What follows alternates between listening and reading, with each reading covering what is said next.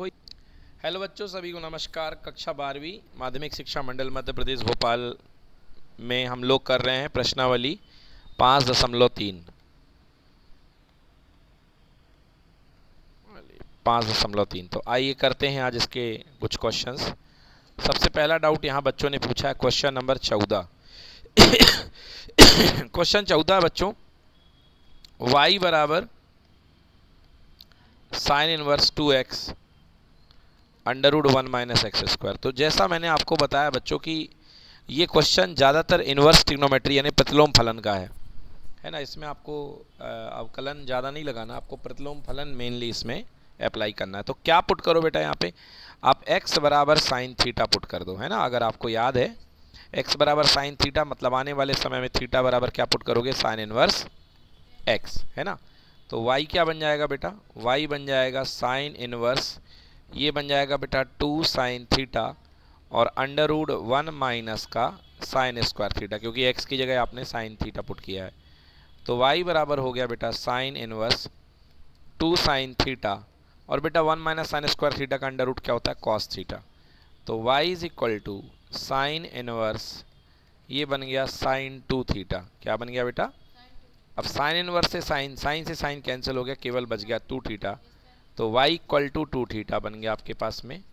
So y equal to 2 theta यानी y is equals to 2 और theta की जगह साइन इनवर्स x। बस अब करिए अवकलन, तो dy बाई डी एक्स लिख देंगे x के हिसाब के अवकलन करने पर बराबर d by D x of sine inverse x। ठीक है बेटा, तो ये हो जाएगा साइन इनवर्स x का differentiation under root 1 upon 1 minus x square. ये आपका आंसर आ गया और 2 बाहर बैठा हुआ है तो 2 वन जा 2 हो जाएगा।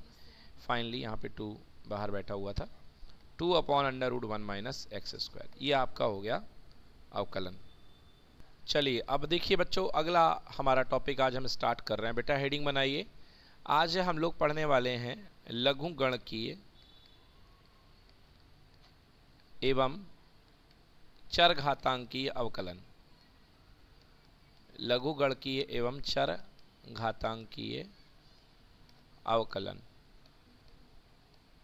बेटा लघुगणकीय और चरघातांकीय अवकलन का मतलब समझो क्या होता है। चरघातांकीय फलन क्या होता है, सबसे पहले आप चरघातांकीय फलन समझो। चरघातांकीय फलन जैसे y बराबर आपके पास में e की पावर x दिया गया है सिंपल तरीके से, तो इसको बेटा ये जो फलन कहलाता है चरघातांकीय फलन कहलाता है। बेटा इसका अवकलन याद कर लो, जो डी बाई डी एक्स होता है बेटा वो D by D x of E की पावर x, अर्थात क्या होता है बेटा e की पावर x। इसका जो अवकलन होता है वो e की पावर x होता है, ठीक है ना। अब बेटा जैसे ये फलन है e की पावर x, यहाँ तक तो ठीक है। बट बेटा यदि कोई सवाल इस प्रकार का आ जाए, y बराबर e की पावर में कोई नया फलन दिया है fx, तो इसको करने के दो तरीके हैं। इसको करने कितने तरीके हैं, दो तरीके हैं। एक तरीका तो ये है बेटा कि आप fx को जो है t मान लो। क्या मान लो बेटा, fx को t मान लो, है ना। जैसे एग्जाम्पल के लिए चलो मैं एक क्वेश्चन कर देता हूं, एग्जाम्पल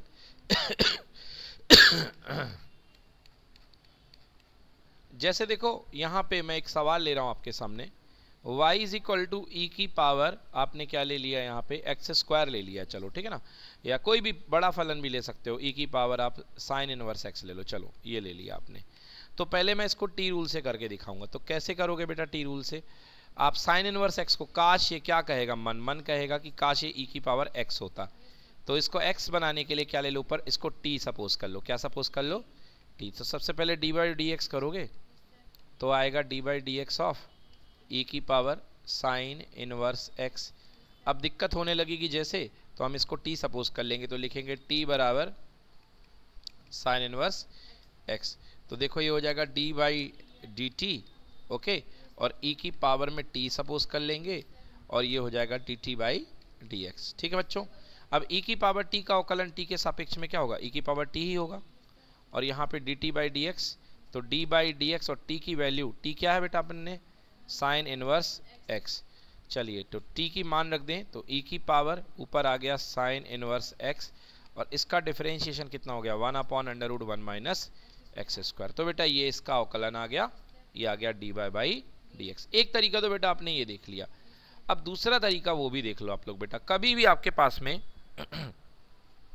ई की पावर एफ एक्स हो या ए की पावर एफ एक्स हो, इसको मतलब चरघातांकीय रूप का फलन है ना, कोई भी ई की जगह कुछ ए भी हो चलेगा, मतलब y बराबर ई की पावर में एफ एक्स रखा हो या ए की पावर में एफ एक्स, ए की पावर में एफ एक्स। तो बेटा आप यहाँ पे लॉग लेके करो, इसको क्या लेके करो, लॉग लेके, क्योंकि ये नीचे है अचर और अचर की पावर फलन, अचर की पावर फलन। तो कभी भी अचर की पावर फलन हो या फलन की पावर फलन हो तो आप इसको लॉग ले सकते हो। जैसे एग्जाम्पल के लिए यही क्वेश्चन मैं करता हूँ, y बराबर था ई की पावर साइन इनवर्स x। ई के केस में लॉग बहुत फायदा करता है, अब लॉग ले लो बेटा, तो लॉग y हो गया यहाँ पे, और यहाँ क्या हो गया, लॉग ई की पावर साइन इनवर्स x। ठीक है बेटा। अब देखो बेटा, ये प्रॉपर्टी होती है लॉग की कि जो ये घात में होते हैं ना चीज़, ये सामने आ जाती है बेटा, है ना। लिख देता हूँ मैं, देखो लॉग ऑफ ए की पावर बी, ए की पावर बी, बेस ई होगा, ए की पावर बी, तो बेटा ये बन जाएगा लॉग, बेस तो ई ही रहेगा और ए रहेगा और बी आगे आ जाएगा बेटा, मतलब ये जो बी है आपका ये सबसे आगे लिख दीजिए इसको। हाँ तो देखिए यहाँ पे ये जो b है ना, ये कहाँ आ जाएगा, आगे आ जाएगा बेटा। इसको ऐसे भी लिख सकते हैं लोग, इसको log m की पावर n बोलते हैं, बराबर होता है n log m, है ना। तो यहाँ पे देखो साइन इनवर्स x आगे आ जाएगा और फलन क्या बन जाएगा, y is equals to sine inverse x आगे आ गया और ब्रैकेट में क्या बच गया, log e बच गया बाजू में। ठीक है ना बेटा। log e का मान कितना होता है, 1 होता है, क्यों, क्योंकि बेस भी e होता है और घात भी e हो गया। तो बेटा जब भी बेस और घात सेम हो तो इसका मान क्या होता है, 1। तो log y इक्वल टू केवल हमारे पास क्या बच गया, साइन इनवर्स x। अब अवकलन कर दीजिए आप, तो हमारे पास मेनली जो फलन है वो बचा है log y equal to sine inverse x। अब लिखेंगे x के सापेक्ष अवकलन करने पर, x के सापेक्ष क्या करने पर, अवकलन करने पर। चलिए करते हैं x के सापेक्ष अवकलन। तो x के सापेक्ष अगर आप अवकलन करेंगे तो यहाँ पे d by D x log y बराबर d by D x sine inverse x। तो ये y का फलन है तो हमको y का यहाँ पर संकारक लेना पड़ेगा, d बाई डी वाई बनाना पड़ेगा log y और यहाँ पे dy बाई डी एक्स। और x के सापेक्ष में अवकलन आपको बताया है साइन इनवर्स x का 1/√1 माइनस एक्स स्क्वायर। बेटा log y का अवकलन क्या हो जाएगा, 1/y और बचा dy by D x equals to 1/√1 minus x square. बेटा y ऊपर फेंक दीजिए यहाँ से, so dy by D x equals to y ऊपर चला गया और into 1/√1 minus x square. y क्या था, e की पावर साइन इनवर्स x, तो y बराबर e की power sine inverse x into upon में √1 माइनस एक्स स्क्वायर। ये आ गया आपके पास में dy बाई डी एक्स।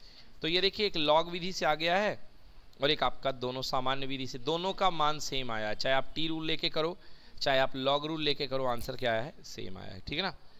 तो इस तरीके से आप कर सकते हैं। चलिए अब अचर घातांकी वाले फलन आपने देख लिए, अब अगला टॉपिक है लघुगणकीय अवकलन। लघुगणकीय अवकलन मतलब बेटा लघुगणक वाले अवकलन आपको कहाँ कहाँ करने हैं ये आपको समझो। तो लघुगणक वाले अवकलन करने के पहले आप कुछ लघुगणक के रूल समझ लो, है ना। लघुगणक के रूल समझ लो। पहला है, पहली प्रॉपर्टी है लॉग ऑफ, अच्छा प्रॉपर्टी पहले के पहले आप एक चीज़ समझो कि जो आपके पास में जो फॉर्मूला है log x के अवकलन का वो केवल ई बेस पर बनाया गया है, ई बेस पर। ई को बोलते हैं हम लोग प्राकृतिक लघुगणक, क्या बोलते हैं, हाँ। तो बेटा ई बेस पर जो फॉर्मूला बनेगा वो 1/x बनेगा, और अगर कोई बेस दिया गया है तो ये अप्लाई नहीं होगा। फिर उसके लिए आपको क्या करना पड़ेगा, फिर उसके लिए आपको ई बेस में बदलना पड़ेगा, ई बेस में बदलना पड़ेगा। कैसे बदलेंगे, आइए एक प्रॉपर्टी देखते हैं। पहली प्रॉपर्टी, अगर लॉग आपके पास में बेस दिया है a और इसका इंडेक्स यानी घात दी गई है b, है ना, तो बेटा देखो कैसे बदलेंगे इसे लिखेंगे log e बेस में b ऊपर वाला और नीचे log e बेस में a। याद रखिए कभी भी बदलना हो तो इस तरीके से बदला सकता है, log e बेस में b upon log e base में a। अच्छा e बेस को लिखा भी नहीं जाता है तो डायरेक्टली इसे log b upon log a भी बोलते हैं। जब कोई बेस ना हो तो समझ जाओ अंडरस्टूड है, जैसे log x लिखा हुआ है, कोई बेस नहीं दिखाया गया, इसका मतलब बेस क्या है, e है। अगर आपको कोई बेस नहीं दिखाया गया है, इसका मतलब ये बात खुद में समझ लीजिए कि यहाँ पर बेस क्या है, ई है। log x लिखो या log e बेस x लिखो, कोई फर्क नहीं पड़ता है, ठीक है ना। चलिए ये तो हो गई एक बात। अब आइए दूसरी बात करते हैं। ये तो हो गई चलिए एक बात, ठीक है ना। अब दूसरी बात क्या है इसमें, log a बेस b हो गया, ये तो बात खत्म हो गई यहाँ पे। आइए अगली बात करते हैं। अब जैसे मान लो एक सवाल मैं आपको दे रहा हूं अवकलन करने के लिए इसी प्रॉपर्टी का, y बराबर log ऑफ a बेस पे x, ये है। करो, कैसे करेंगे भाई, देखो बेस a है और घात क्या है, x है। सो y बराबर, आप इसे सबसे पहले बदल दो, e base x upon log e base a, जिसको हम लोग जनरली लिखते हैं log x upon log a। अब आप इसका अवकलन कर सकते हैं। अब आपने क्या कर दिया, इसे आपने e बेस में बदल दिया है। अब आप इसका अवकलन कर सकते हैं। तो y का मान क्या आया, y का मान आया log x upon log a। अवकलन करो, आ जाओ। तो dy बाई डी एक्स करेंगे, यहाँ भी dy by D x of, ऊपर log x है और नीचे log a है। बेटा log a कांस्टेंट है, बाहर आ जाएगा, 1 upon log a, 1 upon log a बाहर आ जाएगा।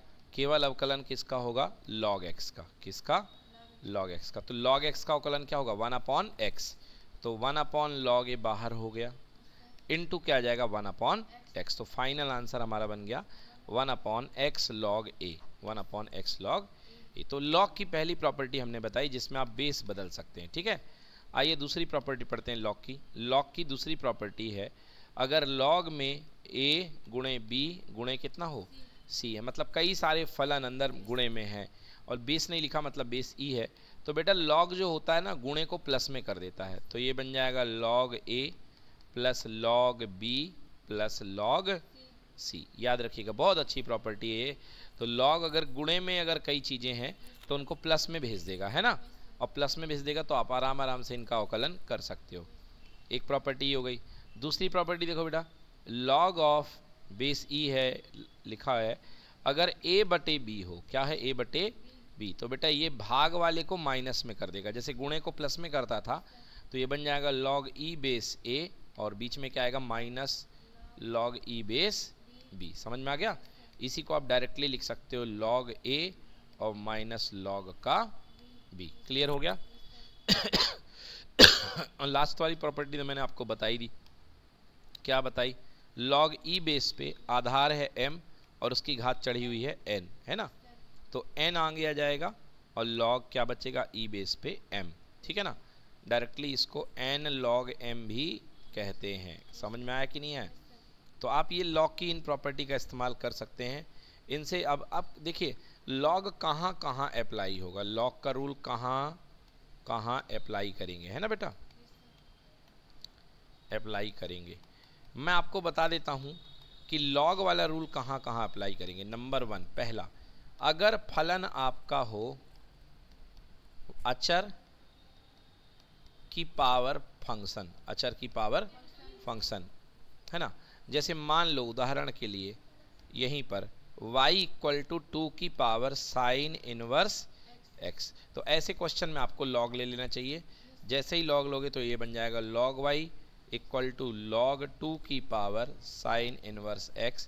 अब साइन इनवर्स x बाहर आ जाएगा, आ गया, और ब्रैकेट में क्या बच गया, log 2, ठीक है, और यहाँ पे log y। अब इसका आप अवकलन कर दो, क्या कर दो, इसका अवकलन। समझ में आ गया ना। तो पहला क्या होगा, अचर की पावर फलन, अचर की पावर फलन। दूसरा देखिए log कहाँ लग सकता है, y बराबर फलन की पावर अचर, फलन की पावर अचर हो, ऐसा हो तो भी बेटा लग सकता है log। समझ गए ना। इसको हालांकि t लेके भी कर सकते हो आप, है ना, तो इसमें दोनों विधि से कर सकते हो, t लेके भी कर सकते हो और log लेके भी कर सकते हो। चलो जैसे है ना, इसका एग्जाम्पल अब क्या दिया जाए, बहुत सारे एग्जाम्पल हैं। जैसे y equal to x square, एक काम करिए एक्स स्क्वायर मत लीजिए, कुछ ज़्यादा ही सिंपल हो जाएगा, साइन स्क्वायर एक्स की होल पावर में क्या लिया जाए, 1/2 या 1/3 ये ले लीजिए, है ना। तो देखिए फलन है और ये पावर क्या है, अचर है ना बेटा। तो आप क्या करो देखो, सबसे पहले तो y इज इक्वल टू, बेटा मैं इसको क्या लिख सकता हूँ, इसको मैं लिख सकता हूँ साइन x की पावर 2 का पावर 1/3, ठीक है। तो y इज इक्वल टू ये बन गया साइन x का होल पावर 2/3, क्यों, क्योंकि घात गुणे में हो जाएंगी, a की घात m की घात n बराबर होता है a की घात m गुणे n, तो घात गुणे में चली गई 2/3।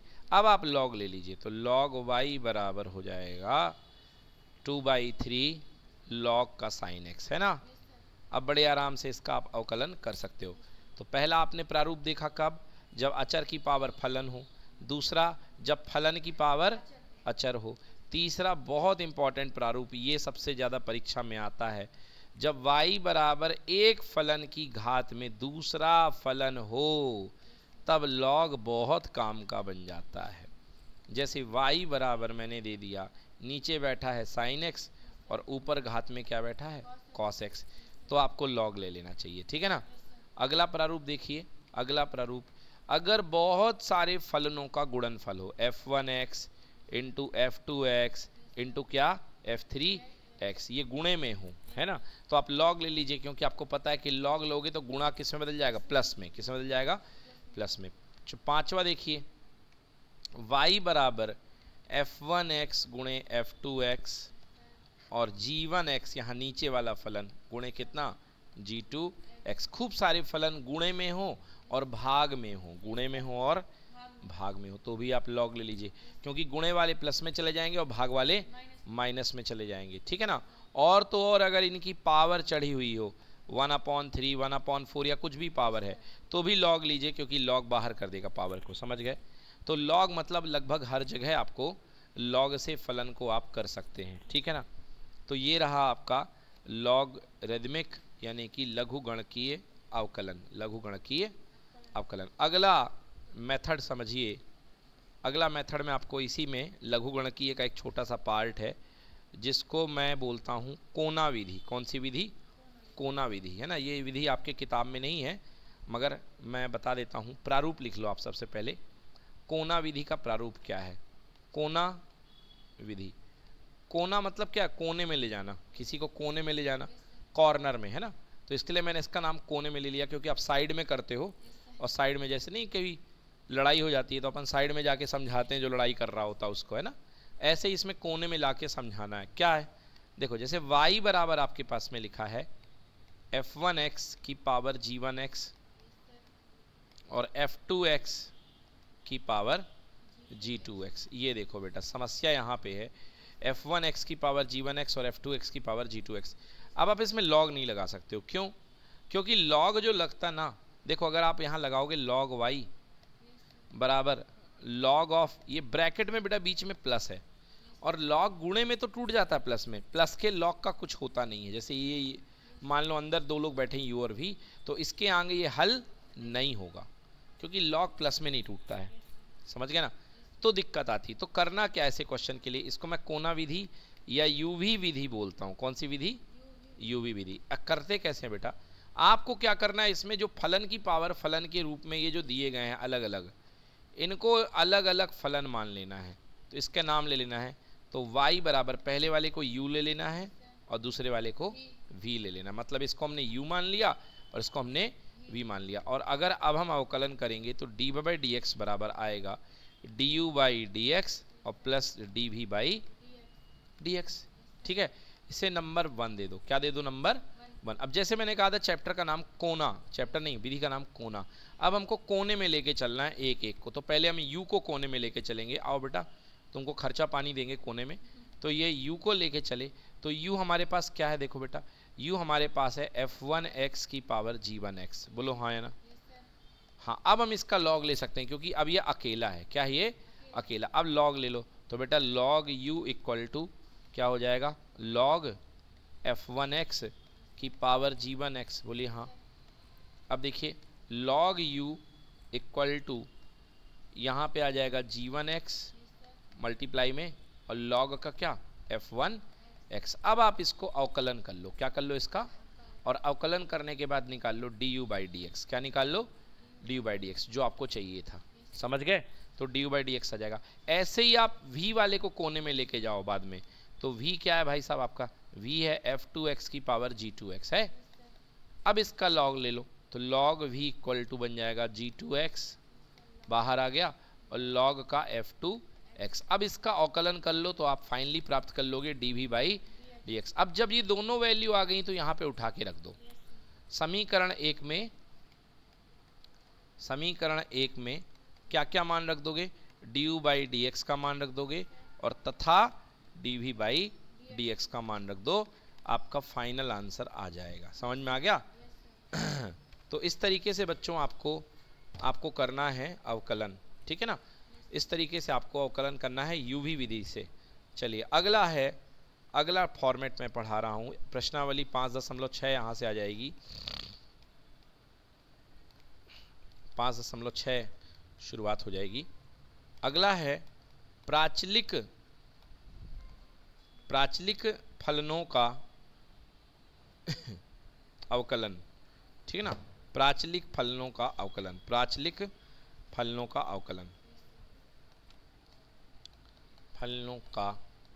अवकलन।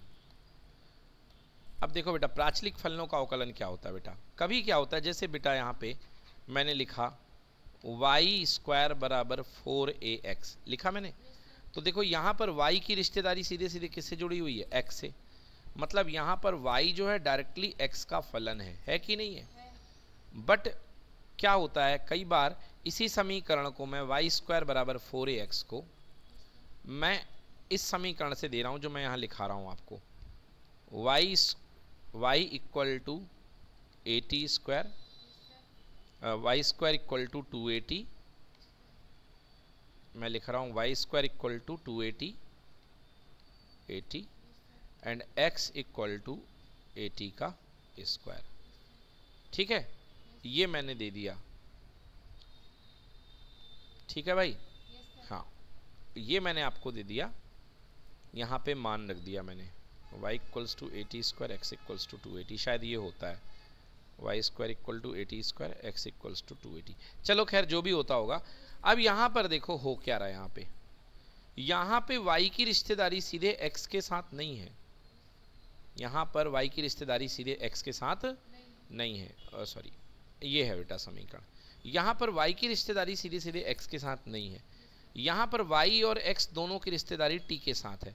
मतलब ये कुछ ऐसा हो रहा है, बीच में t बैठा है, यहाँ y है और यहाँ x है। बेटा y भी t का फलन है और x भी t का फलन है, मतलब y भी t के साथ बदलना है और x भी t के साथ बदल रहा है, और हमको बताना है कि बताओ भाई y x के साथ कैसे बदलेगा। बट हमको डायरेक्टली y और x की दोस्ती नहीं दी गई है, हमको किसकी दोस्ती दी गई है? y की t के साथ और x की t के साथ। तो ऐसे फलन का अवकलन आप कैसे करोगे, है ना? इसको ऐसे फलन को बोलते हैं प्राचलिक रूप। क्या बोलते हैं बेटा? हाँ, ये फलन का प्राचलिक रूप कहलाता है। और ये जो बीच का बंदर जो दोनों की दोस्ती कराता है, इसको बोलते हैं प्राचल। क्या बोलते हैं इसको? प्राचल। तो यहाँ पे t जो है ना प्राचल है। तो आपको निकालना क्या है? आपको निकालना है dy बाई dx। क्या निकालना है? तो कैसे करोगे बच्चों? बहुत सरल है, आप y का अवकलन t के सापेक्ष में कर दो और आप x का अवकलन भी किसके सापेक्ष में कर दो, और दोनों को भाग दे दो। दोनों को क्या दे दो? भाग दे दो, और आपका आंसर आ जाएगा। ठीक है ना? जैसे उदाहरण के लिए हमारे पास मैं एक समीकरण आपको दे रहा हूं जो आपके बुक में दिया है। पहला सवाल है, आपको दिया गया है x बराबर 80², ये 280² और y इक्वल्स टू 80 की पावर 4, 80 की पावर, और आपको कह रहा है भैया कि dy बाई dx निकालो। क्या निकालो? dy by dx। चलिए सवाल दिखा देता हूं मैं आपको। ये तो लॉग वाले हैं, ये इनको कर लेना बच्चों, लॉग वाले सारे क्वेश्चन। ये uv वाले आ गए, uv करा दिया। अब ये देखो, ये आ गया अपने पास में सवाल।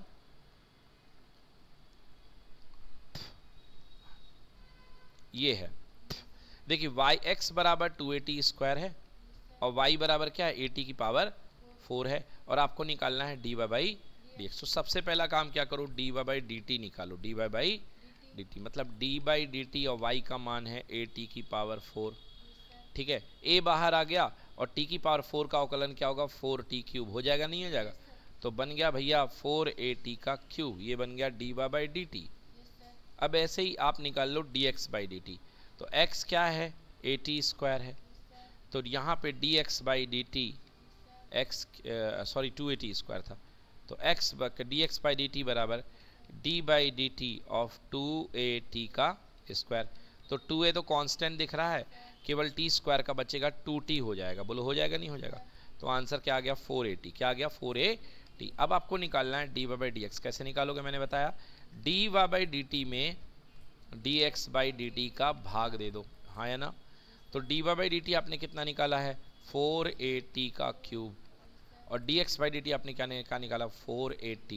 4a से 4a कैंसिल, ऊपर बचा t की पावर 3 और नीचे बचा t। बोलिए फाइनल आंसर क्या आ गया t का स्क्वायर। तो हमारा जो आंसर बनेगा ये देखिए क्या बन गया t का स्क्वायर। तो इसको बोलते हैं पैरामीट्रिक फॉर्म। क्या बोलते हैं बच्चों? Parametric form. समझ गया है? कोई दिक्कत?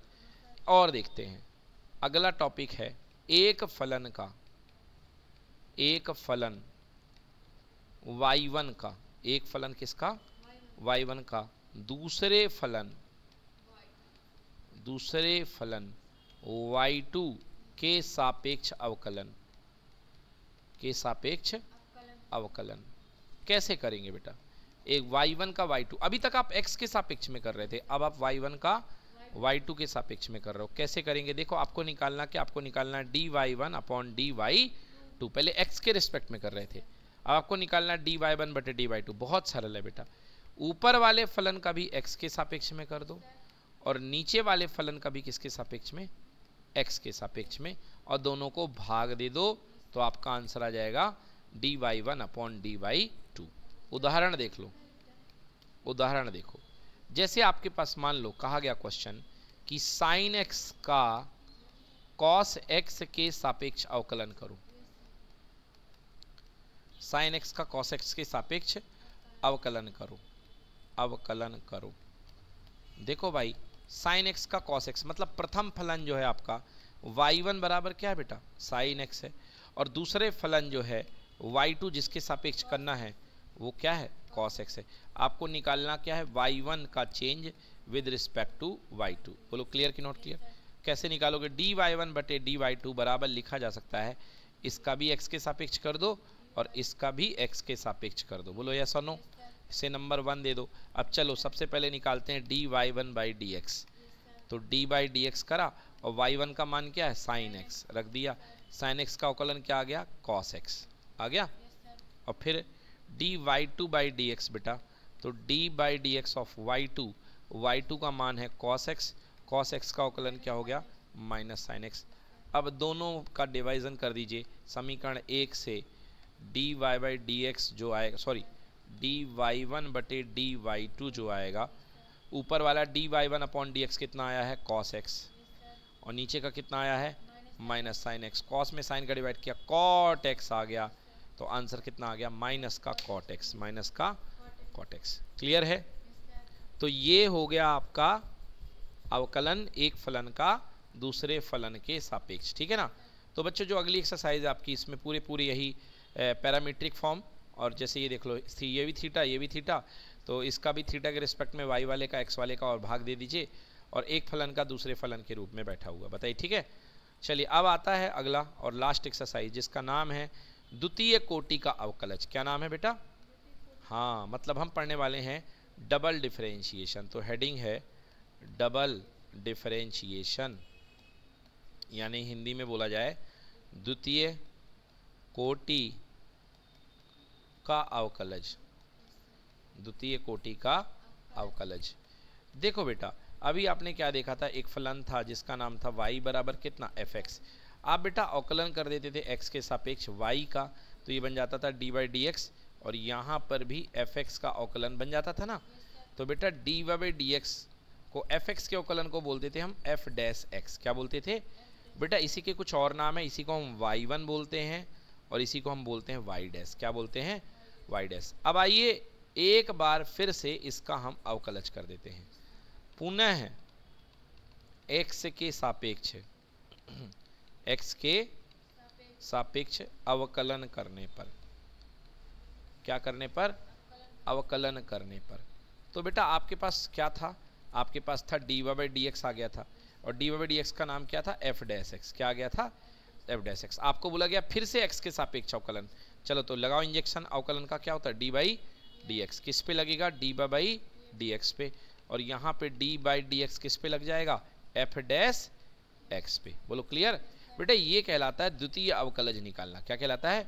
अब इसको लिखते कैसे हैं बेटा, ये ध्यान से रखना। बेटा डी बाई डी एक्स का अवकलन करेंगे तो ये कहलाएगा, बोलो डी टू वाई। क्या कहलाएगा? बटे D x to.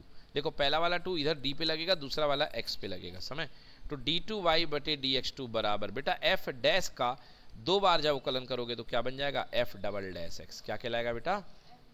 F double dash x. और दो बार अवकलज का ही नाम होता है, बोलो y2। वैसे पहले वाले का नाम क्या था? y1 था। तो दूसरे दो बार का नाम क्या होता है? y2, या इसी को बोलते हैं y डबल डैश। क्या बोलते हैं? तो किसी भी रूप में आपके पास सवाल आ सकता है। आइए एक उदाहरण करते हैं, उससे समझ में आएगा।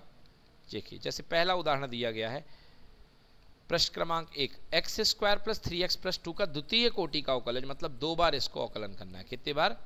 हाँ तो चलिए पहला सवाल है y बराबर x square plus 3x plus 2।